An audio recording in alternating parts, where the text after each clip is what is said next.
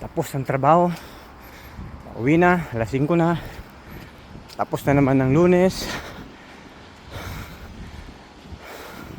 Tatapusin na naman ng isang linggo. At least 1 week na lang, sahod na.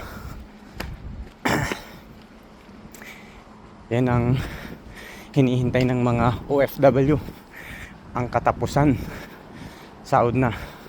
Pero yun nyo, almost 27 years na ako sa Europe. Nagmula ako sa Italy, 16 years in Italy. Tapos dito sa France, Antibes, Côte d'Azur, 8 years. Tagal na, no?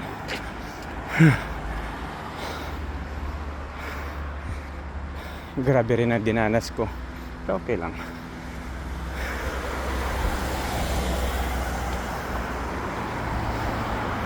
Ganun talaga.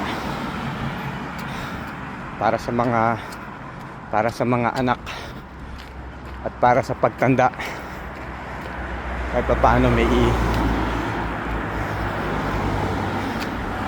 pera.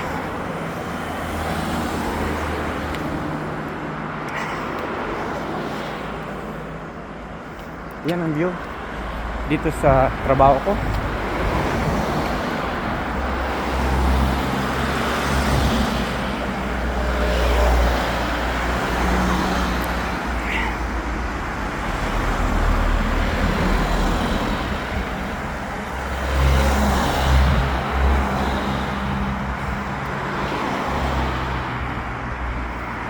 Ni mga anak ko kaya kailangan kumayod.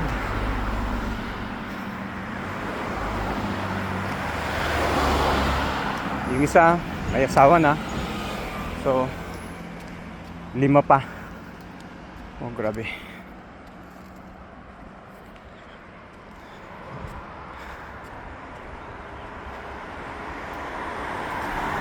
Okay, hanggang sa susunod. Thank you.